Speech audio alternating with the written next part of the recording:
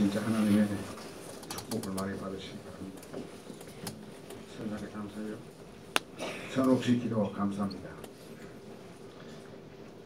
지난해 가보면 참 유난히 갑들의 횡포가 심했습니다.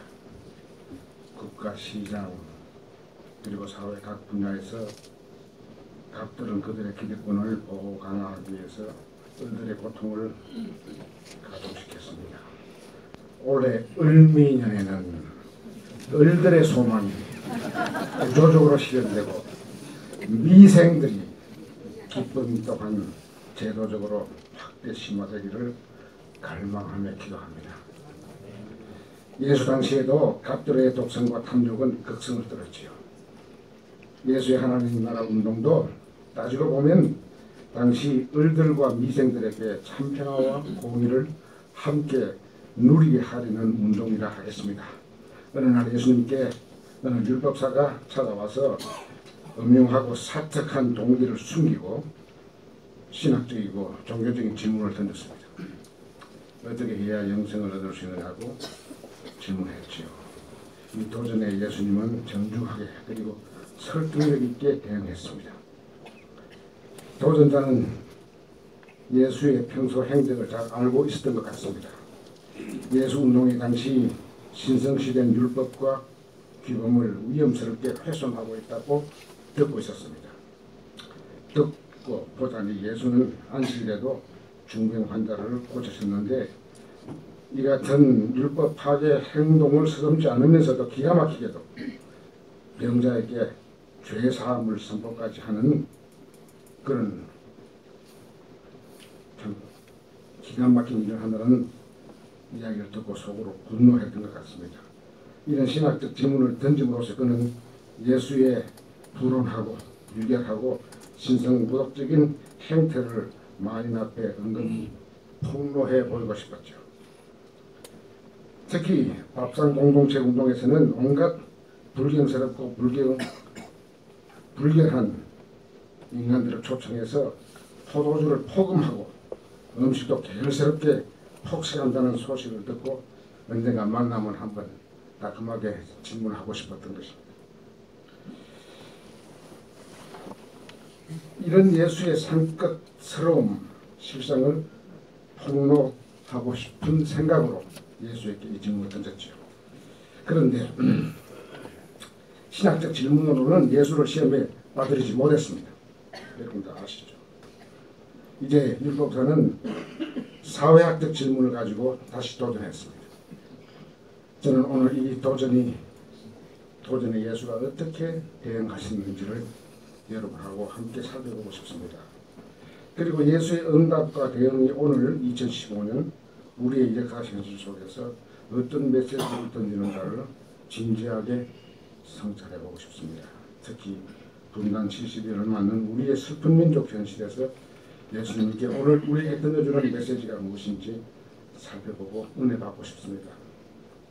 그러면 먼저 내 이웃이 누구냐 하는 이 질문에 숨어있는 사특한 동기가 무엇일까요? 얼핏 보기에는 이 질문 굉장히 평범합니다. 그런데 당시 유대사회에서 이웃의 경계에 대한 논의가 분분했습니다. 이 질문이 결코 그저 그러한 질문이 아님을 우리가 알게 됩니다. 일반적으로 외부 불순 세력의 위협이 심각하다고 여기게 되면은 지배 세력은 내부 단합을 배타적으로 강화시키죠. 그건 예나 지금이나 마찬가지입니다. 바빌론 포로에서 풀려나 예루살렘으로 귀환한 유대인들은 고향에 돌아왔으나 독립국가 민족으로 살아갈 수 없었습니다. 강대국들에 의해서 계속 시달렸습니다. 특히 히랍 제국의 억압은 극심했습니다. 이에 대한 마카비 형제의 저항 또한 치열했습니다. 이 과정에서 민족의 고통은 엄청 컸습니다. 이런 상황에서 유대인들은 토라를 더욱 소중히 여기면서 그 준수에서 선민의식을 더욱 강화시켰습니다. 율법은 여호와 하나님과의 언약이기에 그것은 거룩하고 순수하고 절대 규범이었습니다. 이 율법서는 이 규범의 핵심이 바로 하나님 사랑과 이웃 사랑이라고 대답을 했습니다. 그런데 이 사랑 실천에서 영생과 구원을 얻을 수 있다고 대답했죠. 예수님이 칭찬해 줬습니다. 그런데 예수님께서 대답이 너 아는데 왜 묻냐? 실천해라. 여기에 이 사람이 화가 난 것 같습니다. 그래서 신학적 질문, 종교적 질문을 그만두고 이 사회적 질문을 했습니다. 그러니까 선민의식에 이 불탔던 사람들은 예수님이 선민의식 별로 안 가진 것 같다는 의심을 하게 될 것 같아요. 그리고 예수님이 일으키는 갈릴리 중심의 하나님 나라 운동을 결코 고운 눈으로 쳐다볼 수 없었습니다. 왜냐하면 예수와 그 무리들을 보면은 포도주 폭식하죠. 개걸스럽게 많이, 이게 보면 우리나라 말로는 뭐 많이 묻는 식으로 했는데 영어의 단어 보면 글라톤이란 말은 개걸스럽게 많이 처먹는다 이런 뜻입니다. 이런 사람들 데리고 불순한 일을 많이 하신다고 생각했지요. 그런데 이 질문을 했던 이 사람은 그 당시에 이웃의 경계에 대해서 논의가 분분했는데 크게 두 가지가 있었습니다. 힐렐파라고 하는 게 있었고 샴마이파가 있었는데 힐렐파는 이 율법을 끝까지 철저하게 지켜야만이 구원과 영생을 얻는다고 생각하는 사람들이고, 힐렐파는 샴마이파가 그렇고 힐렐파는 좀 더 인류의 보편적인 사랑 이런 것을 강조했습니다. 예수님은 아마 힐렐파 쪽에 그 마음이 있지 않았나 이렇게 저는 해석을 하죠. 그래서 이 샴마이파에 속해 있다고 짐작되는 이 율법 교사가 이 사회적인 질문, 이 이웃의 경계, 당신은 이웃의 경계를 벌써 다 깨고 형편없는 짓을 하고 있는 것 같은데 이웃의 경계가 뭐냐? 이 도전적인 질문을 했습니다. 이건 어떻게 보면요, 요즘 우리에게서 조금 진보적인 이야기하면 종북좌파로 몰리는 이 상황과 굉장히 그 유사한 질문이라고 우리가 볼 수가 있습니다. 여기서 우리가 예수님이 어떻게 대답했는지 오늘 여러분과 같이 예수님을 만나고 싶어요. 지금 시간 여행을 합시다. 2000년 뒤로 돌아가서 어느 율법가가 나타나서 예수에게 첫째 질문에 성공을 못하고 둘째 질문을 물었을 때 예수님이 어떻게 대답했는지. 왜 그런 거 아니? 예수님의 두 번째 질문에서는요, 예수님의 놀라운 인문학적, 신학적 상상력을 우리가 만나게 됩니다. 아주 전통적인 샴마이 스타일의 그 아주 율법주의적인 대답이 아니고 굉장히 놀라운 극작가적인 창발력이 나온다는 사실을 알 수가 있습니다. 그래서 예수님의 극작가적인 창발력을 오늘 같이 만나고 싶은 것입니다. 우리 교회는 그런 극작가적인 소질을 가지고 있는 분들이 많습니다. 영화 감독도 있고, 뭐 시인도 있고, 수필 쓰시는 분도 있고, 문학 하시는 분도 있고 하니까 오늘 예수님을 이 각도에서 한번 만날 수 있기를 바랍니다. 그러면 내 이웃이 누굽니까? 라는 도전 느낌을 받고 제 침략컨대 5초 이상 예수님 시간 안 보낸 것 같습니다. 5초. 하나, 둘, 셋 보세요. 지금 딱 봤잖아요. 5, 6초 안에 그 짧은 시간에 놀라운 극작가적 상상력으로 산막의 드라마를 엮어냅니다. 예수님 예술대학 안 나왔을 텐데 대단한 드라마 작가적인 그 모습을 나타냅니다. 1막에는 강도들이 때가 나오고 강도들에 의해서 억울하게 얻어맞고 옷을 다 빼앗긴 사람이 나옵니다. 조역이죠. 2막에는 경건하게 행세했던 종교 지도자 두 사람이 나옵니다. 말을 이렇게 하고 행동을 저렇게 하는 두 지도자죠. 그런데 이 3막 드라마의 주인공은 이들 아닙니다. 3막 드라마의 주인공은 기가 막힌 사람이었습니다. 이 율법사와 그때 청중들이 듣고 깜짝 놀라는 사람이 주인공 영웅으로 등장합니다. 뭐냐면은 율법을 가장 안 지키고 더럽고 잡종이고 불결한 형편없는 이방인 중에서도 제일 저열한 잡종 불순한 사마리아인을 주역으로 등장시킵니다. 야, 예수님의 벌써 예수님 감독인지 뭐 제작자인지 뭐 모르지만 하여튼 시나리오를 쓴 건 예수님인데 작가로서의 이 상상력은 대단합니다. 여기서 우리가 주목할 것은 예수님이 조역을 이야기할 때 하고 주역을 이야기할 때 그 내용이 시나리오 내용이 다릅니다. 조역들 두 종교 지도자에 대한 이야기는 그저 간단합니다. 그리고 거기 억울하게 죽어가는 희생자에 대해서는 말이 없는 사람밖에 없습니다. 그런데 이 선한 사마리아라고 이름을 붙인 이 주인공이 한 일거수일투족에서 굉장히 자세하게 이야기를 합니다. 제가 한번 성서에 나오는 대로 읽어드리겠습니다. 사마리아에 있는 피자를 보고 동사가 이게 8개가 9개 나옵니다. 아픔에 동복했습니다. 종교 지도자와는 달리 그에게 접근했습니다. 상체에 올리브와 포도주를 부었죠. 상체를 싸맸습니다. 자기 짐승에 태웠습니다. 영원으로 데려갔습니다. 그리고 종을 돌보았습니다. 그리고 나서 그 다음날 치료비를 내놓았습니다. 그리고 주인에게 돈도 들면 내가 돌아올 때 갚겠다고까지 약속했습니다. 결국 예수님은 이 드라마에서 하시고자 하는 이야기는 영생과 구원은 율법을 지킴으로써 오는 게 아니다. 바로 이 사마리아 사람의 이 같은 철저한 돌봄과 총체적 치유와 총체적 자기 비움과 총체적 자기 부인과 총체적 자기 내려놓음에서 온다. 이 이야기. 그러니까 사마리아인의 이 총체적 내려놓음의 실천이 바로 구원이요, 영생이요, 샬롬이요, 사랑이다 이 이야기죠. 그의 주인공 묘사에는 동사들로만 가득 차 있습니다. 그렇습니다. 사랑은 동사입니다. verb입니다. 동사입니다. 결코 명사가 아닙니다. 사랑은 레토릭이 아닙니다. 그것은 뜨거운 결단이요 신실한 실천입니다. 사랑은 결코 명상에 머물지 않습니다. 그것은 자기 비움의 몸부림입니다. 이 사마리아인이 착한 이유는 이 같은 자기 비움의 실천 때문이죠. 사실 그는 원래 자기의 일정을 모두 비워냈습니다. 그는 그 피해자를 안 만났더라면 그저 가실 텐데 아이티너리를 바꾸었습니다. 그리고 자기 갖고 있는 것을 아낌없이 다 나누었습니다.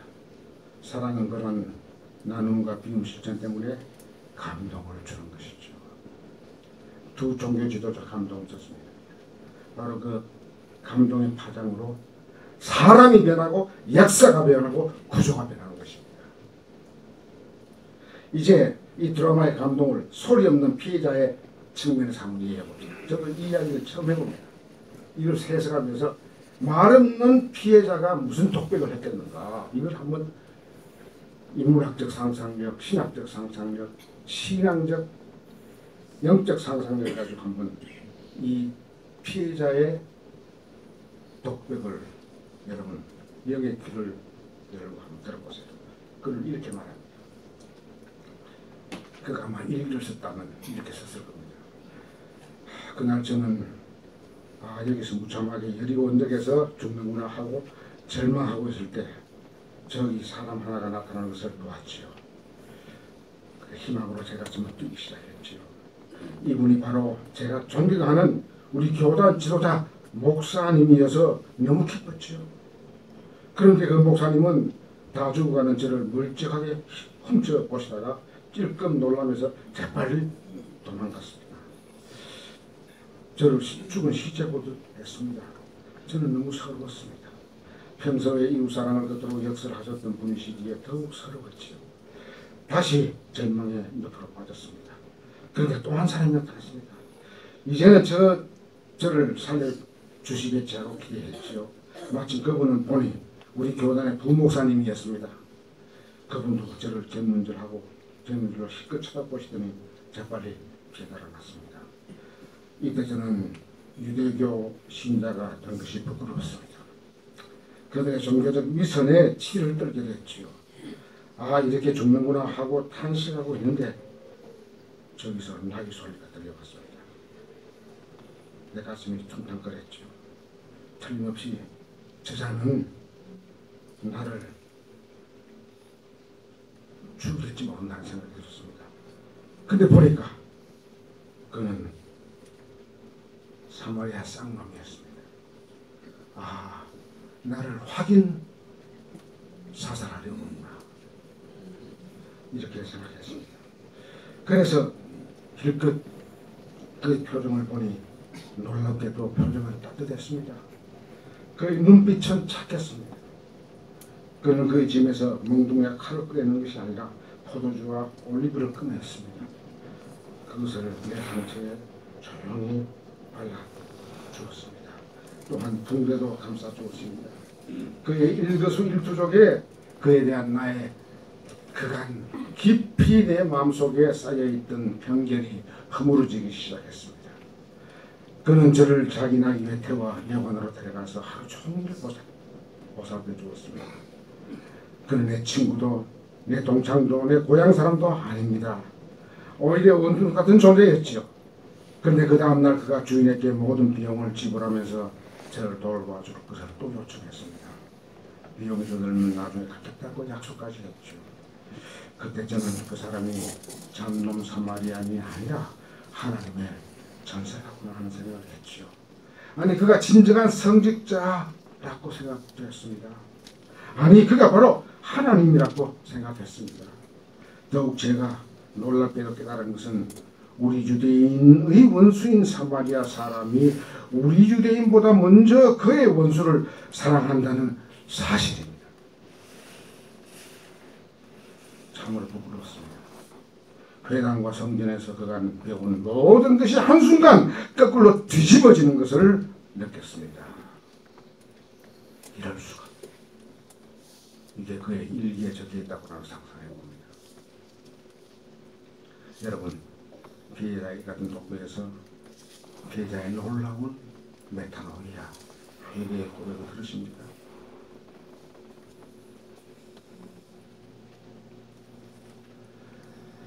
이제 이 드라마를 예수님께서 들려주신 후에 율법사에게 예수 이렇게 질문과 권면을 던졌습니다. 이 예수님의 마지막 질문은 율법사의 질문과 아주 달랐습니다. 제 생각에 이 율법사는 요즘으로 말하면 PhD 학위를 가지고 있는 이 전문가였을지 몰라요. 예수는 뭐 학교도 못 다니는 무식한 사람이었을 텐데 예수의 질문과 이 전문가의 질문을 비교해 보세요. 이 전문가는 내 이웃이 누굽니까? 이렇게 물었는데 예수님은 이 비유를 말씀하시고 그 율법사에게 이렇게 물었어요. 이 세 사람 중에 누가 강도 만난 자의 이웃이 되었느냐?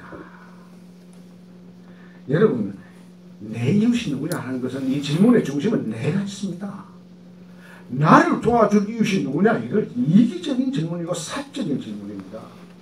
그런데 예수님의 질문은 이 세 사람 중에 누가 강도 만난 사람에게 이웃으로 행동했느냐? 이것은 공공적이고 감동적이고 변혁적인 메시지입니다. 이 복음이 한국에 없어요. 우리 교회는 있는 것 같기도 하고 없는 것 같기도 하고 김유수 판사님 때문에 있다고 하는 것을 내가 확인하는 겁니다.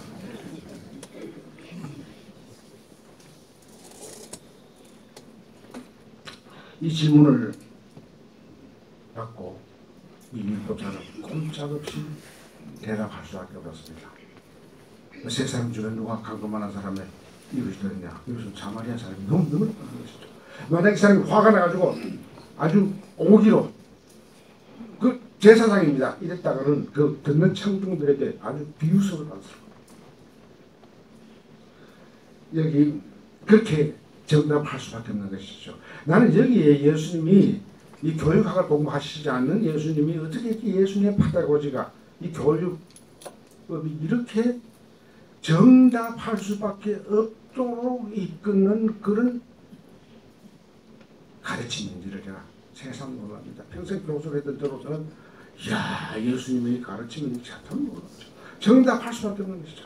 괜히 정답 속에서 어렵게 다선 여러 가지 복잡하게 해서 요즘 젊은 아이들 괴롭히는 우리 이 수능 시험에 비하면 이 얼마나 참 진리로 인도하는 명쾌하고 쉽고 감동적인 교육법인지 제가 세상 놀랍니다. 그런데 가장 중요한 것은 예수님이 두 번째 이 마지막 질문에서 이 사람에게 이렇게 말합니다. 가서 그렇게 실천하십시오. 우리 교회에 지식인들이 많기 때문에 제가 말씀드립니다. 진리는 추상적 명상에서 나오지 않고 실천에서 육화된다는 사실을 예수님이 여기서 가르쳐 주는 겁니다. 가서 그렇게 하라. 여러분, 이 이야기는 많이 들으셨죠? 저 같은 사회학자는 많이 들었습니다. 이때까지 철학과 신학은 세상을 해석한 것이었죠. 그러나 지금부터는 사랑의 실천으로 세상을 변화시키는 것입니다.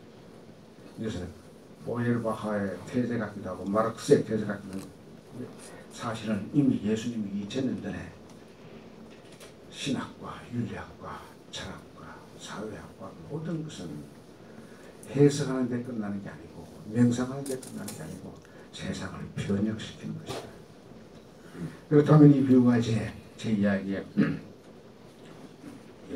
마무리 쪽으로 갑니다. 2015년 우리에게 주는 메시지는 무엇인가? 저 두 가지를 이야기하고 싶어요. 우선 먼저 간단히 중동의 이야기를 하고 싶은데요. 왜냐하면 지금 중동 지역의 평화가 깨지는 것은 중동에 갑질하는 사람들이 갑질을 심하게 하기 때문에 그렇습니다.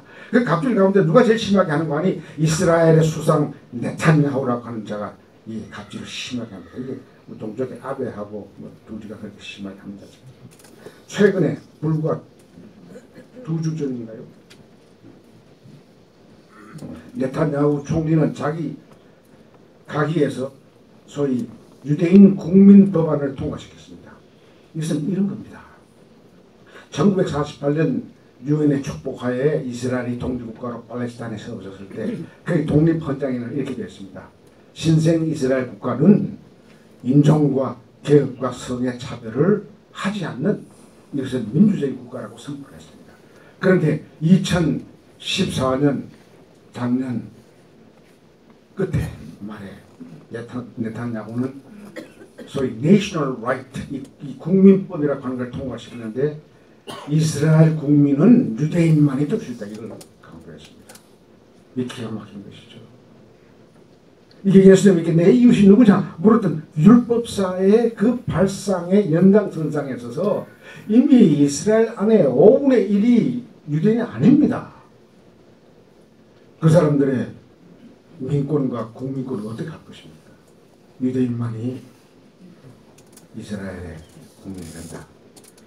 이것을 제가 보면서 이스라엘에 갑질하는 저 사람들 뒤에는 미국의 보수 냉전 수구 니오콘의 갑질쟁이들이 있다는 사실을 여러분에게 제가 상기를 시킵니다. 저는 지금도 2007년 5월 23일 8년 전 5월 23일 그 청명했던 아침 날을 잊을 수가 없습니다. 그때 저는 대한적십자사 대표로서 팔레스타인 제2도시인 나블루스, 옛날에 사켐이라는 도시 그 적십자를 방문했습니다. 왜냐하면 2년 전 2005년 서울 총회에서 이스라엘과 팔레스타인 간의 인도주의적 협정을 맺었기 때문에 그것이 제대로 이행되는가를 확인하기 위해서 그 팔레스타인 적십자 통계와 함께 이 세켐으로 갔습니다. 세켐 가는 날 9시에 도착했는데 그게 저희들을 맞이하는 그 적십자 지도자들이 얼굴이 침통했습니다. 그 이유는 그날 새벽에 팔레스타인의 교육부 장관과 그 나블루스 도시의 시장이 젊은 이스라엘군에 의해서 강제 연행 체포돼서 구금되었습니다. 그런데 그분들이 그랬습니다. 오늘 저희들의 슬픈 날입니다. 그러나 아시아에서 오신 인도주의 지도자들이 오셨기 때문에 우리는 힘을 내면서 여러분을 기쁘게 맞습니다. 회의가 끝났습니다. 저는 회의가 끝나자마자 불이 나게 그분들에게 허락을 받고 그 도시에 있는 수가성 우물가로 달려갔습니다. 그 수가성 우물가는 여러분 2000년 전 예수님께서 들어가서는 안 되는 사마리아 더러운 땅에 들어가서 우물가에서 수가성 여인을 만났습니다. 온갖 이 소문을 퍼뜨리면서 참 형편없는 사람으로 낙인 찍혀 고생한 이 수가성 우물가 여인을 만나서 영원히 목마르지 않는 샘물을 은혜로 주셨죠. 저는 거기 가서 그 물에 두루박을 내려서 굉장히 깊은 물이었습니다. 찬물을 먹으면서 온몸이 오싹해졌습니다. 물이 찼기 때문에도 내가 오싹해졌지만은 제가 전율할 수밖에 없었던 것은 마시면서 주님께서 이 2000년 전에 이 목말라서 이 물을 마셨을 텐데 주님이 다시 이 지역에 지금 오신다면은 유대 율법주의자와 근본주의자에 의해서 다시 체포되고 오늘 아침에 체포된 교육부 장관과 그 시장과 마찬가지로 예수님도 체포돼서 저 십자가에 달려 또 돌아가시겠구나 하는 생각이 그런 생각이 저를 떨리게 했습니다. 그렇습니다.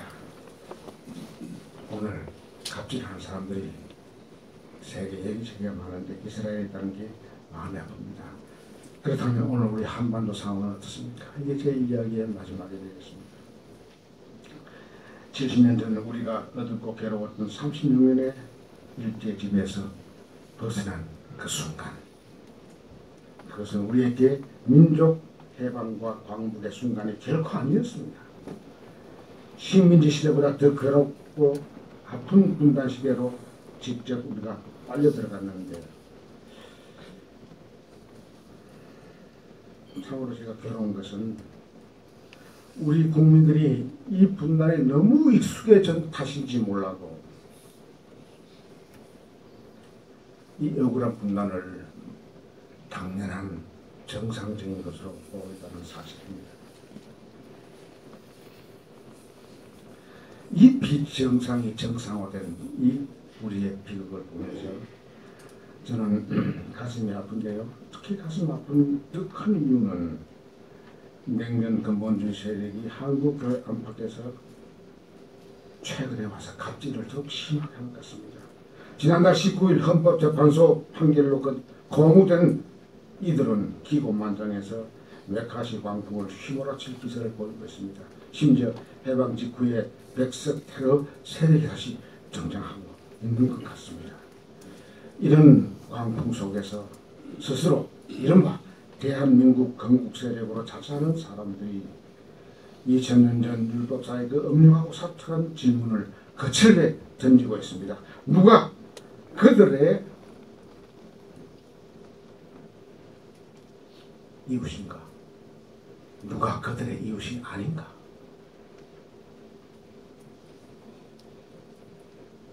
종북 좌파는 그들의 이웃이 아니지요. 우리가 지금 그런 순간에 살고 있습니다. 그래서 내가 이 말씀이 예수님의 이 말씀이 나에게 너무 가슴을 치는 것이죠.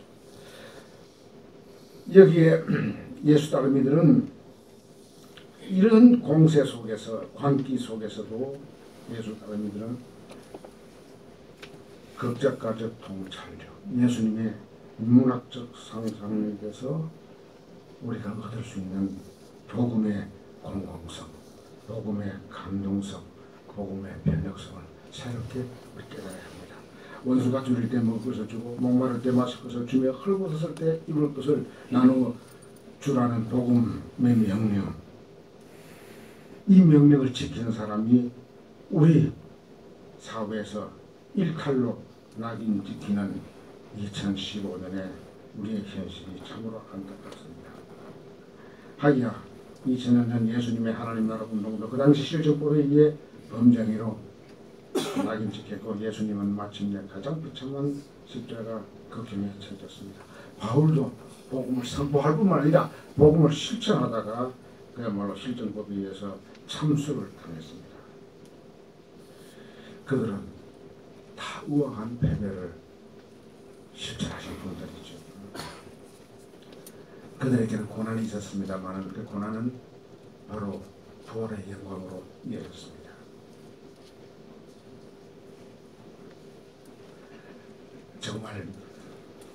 지금도 우리가 이런 일로 고난을 당한다고 한다면 괴롭지요. 그러나 그것은 부활의 영광에 이르는 기쁜 은총의 시간이다 하는 사실을 잊지 말아야 합니다. 저는 이 부활의 영광에 들어가는 제일 먼저 누가 들어가겠는가? 나는 선정이 들어간다고 생각합니다. 선정은 착할 선, 곤배정, 갑을병정 중에 정입니다. 마치 내 친구 중에 호가 선정이 있었습니다. 착한 갑을이 아니고 정입니다. 정 아예. 이 선정이가 제일 먼저 부활의 영광에 들어간다고 생각합니다. 그렇다면 갑들은 부활의 영광에 못 들어가는가? 결코 그렇지 않습니다. 일찍 이사야 선지자는 하나님의 평화와 정의가 아름답게 세워지는 그날의 모습을 이렇게 시로 읊었습니다. 이사야 65장 25절의 말씀이죠.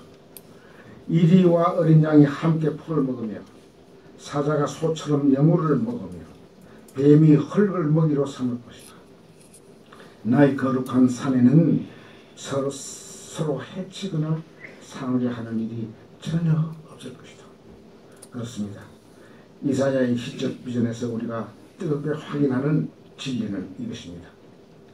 정글의 슈퍼갑인 사자가, 정글의 이급갑인 이리가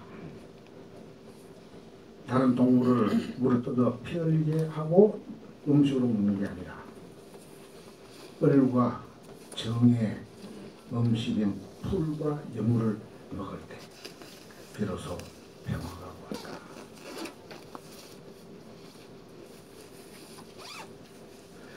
사자가 풀을 먹는다.